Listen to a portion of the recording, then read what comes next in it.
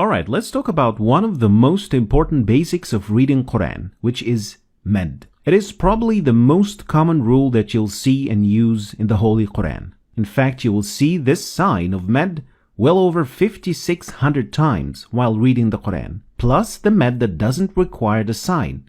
So you really have to know how to deal with this sign if you want to recite the Quran properly. And before we get started, there is one important concept that we need to understand, and that is harakat. Harakat is the measurement unit for Mad, which helps you to know how long you should lengthen the letter. 2 harakat equals about 1 second, give or take. And since you're not going to keep a stopwatch while reading Quran, you'll use your hand to count harakat while reading.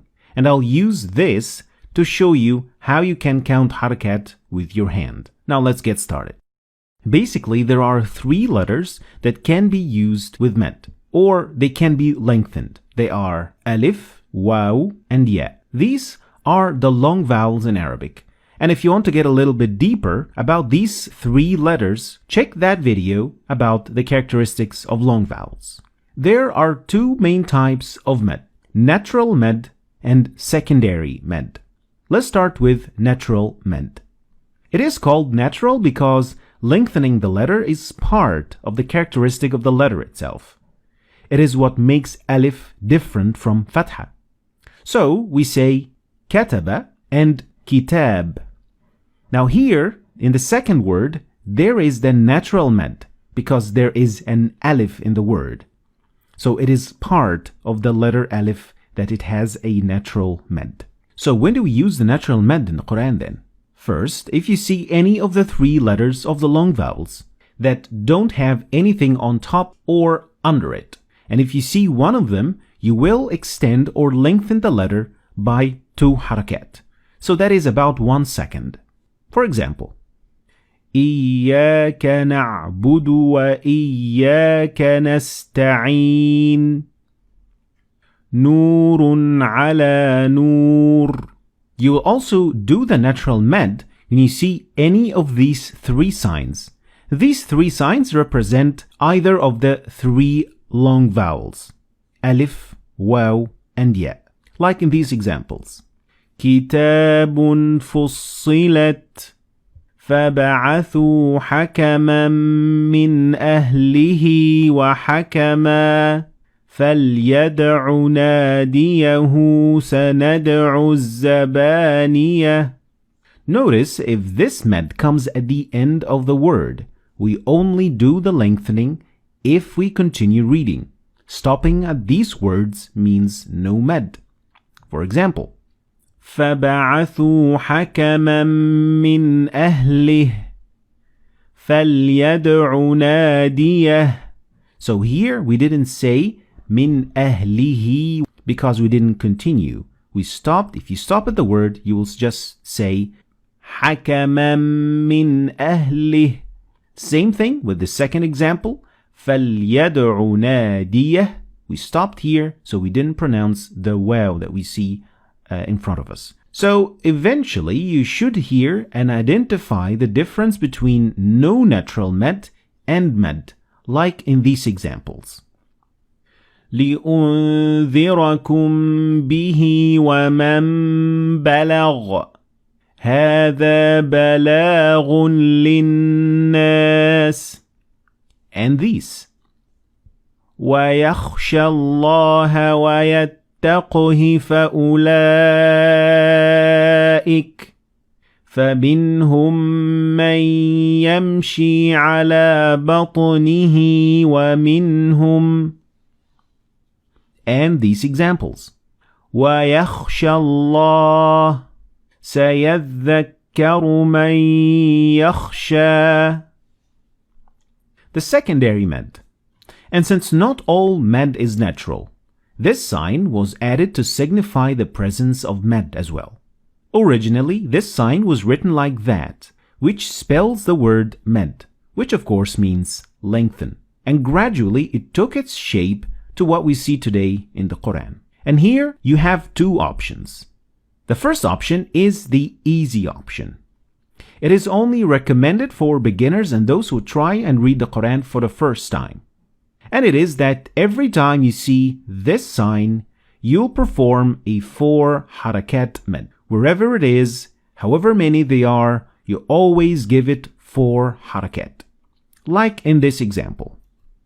لا تجد قوما يؤمنون بالله واليوم الآخر يوادون من حاد الله ورسوله ولو كانوا آباءهم أو أبناءهم. So, in this example, we have actually many different types of med, but we dealt with them all the same way. So we extended all of them as 4 harakat. So if you're a beginner, you could just end the lesson here, and this much information should get you going. But if you want to read the Quran better, like it was revealed to the Prophet Muhammad, peace be upon him, then keep watching. The second option is the real option. Basically, secondary med is a long vowel, so alif, waw, or ya, followed by a hamza. If that long vowel and the hamza are found in the same word, we call it a connected med, med muttasil. And this med gets 5 harakat, like this. أنزل من السماء ماء يتربصن بأنفسهن 3 قروء فلما رأوه زلفة سيئت وجوه. And this type of med is a must. You cannot skip it. But if the long vowel and hamza are not in the same word, we call it a disconnected med, med munfasil. And this med gets 4 harakat, like in this example. وأقوم للشهادة وأدنى ألا ترتابوا إلا أن تكون تجارة. Now, as you can see in this example, the word أدنى ends with alif because there is this small alif, and the next word starts with hamza, ألا. The following word, tartabu, ends with waw, which is a long vowel. And of course, if you watched my previous video, you will understand that the alif at the end of tartabu is not there because it has this sign above it. So the next letter that you will see is hamza, and that is the first letter of illa. And illa ends with alif, and the first following letter in the next word is hamza in the word anna. So that's why all of these are disconnected. Another example involving the ya. قُلْ هُوَ الَّذِي أَنشَأَكُمْ. Now this type of med is optional, so you could just ignore it if you want. Now, these words seem like they have connected med, so med within the same word, but they are not. They are actually disconnected med. And I'll explain how this actually works. In the first example, now of course it seems that the med in ya ayyuha looks like it is in the same word, but actually it is not. This is actually one word, but it is made up of 2 separate words. It is made up of ya, which is a separate word, and is followed by ayyuha, which is another separate word. So that is why Ya ayyuha, and this is actually repeated in the Quran so many times, all of them are disconnected med. So you have the option to say Ya ayyuha alladhina amanu, or you could just ignore it and say Ya ayyuha alladhina amanu. Another example that seems like connected but it is disconnected is the word ha'ula. It is actually a very common word in the Quran as well. The first alif in ha'ula is actually disconnected from the rest of the word. Again, ha'ula is made up of 2 words. هؤلاء. So you can read this ayah in two ways. مذبذبين بين ذلك لا إلى هؤلاء ولا إلى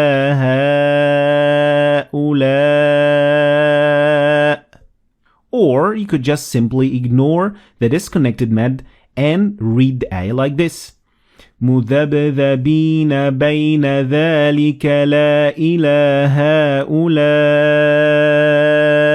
ولا إلى هؤلاء. Another example is ها أنتم. Again, it looks like it is one word, but it is actually two separate words. So you should extend here 4 harakat if you want to extend, or you could ignore it. So you read it like that. ها أنتم أولئك تحبونهم. Or ignoring it by reading ها أنتم. Another example is يا آدم. And again, it is the same thing. Ya is a separate word, so we're gonna deal with it the same way we dealt with this first example. The last example here in this case is when a word ends with an alif that has this small circle above it, which means that this alif doesn't exist. So this med is not within the same word. So in this example, الذين قالوا, it is a disconnected med. So you can read الذين قالوا إن الله, or you could just ignore it and say الذين قالوا إن الله. One last thing. If the long vowel was followed by a doubled sound, so a sound with shadda that has sukun on it, you'll extend it 6 harakat. This is the longest you will ever extend a letter. Like in Al-Fatiha, when we read غير المغضوب عليهم ولا الضالين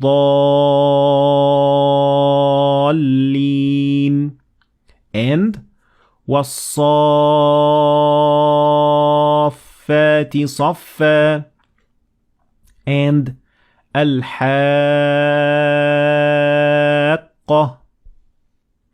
So in a nutshell, med is natural if you see any of the long vowels that don't have anything on top or under it, or the signs that represent the long vowels.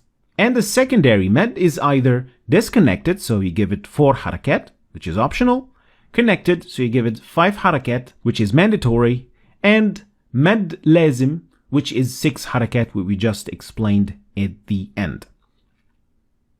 And towards the end of the lesson, I have to say a disclaimer, because this isn't everything that there is about med. This is actually a very big and extended topic. And I chose the most important points that can get you going and be able to read 95% of the Quran without any problems, inshallah. But there are so many types of med that I chose not to discuss in this video, and maybe in future videos I will discuss all 9 of them in greater detail. Thanks for watching, and if you liked the video that you've seen, please like and share the video for other people to learn from it, and please subscribe to my channel to see more videos like this. Thanks for watching, and I'll see you next time.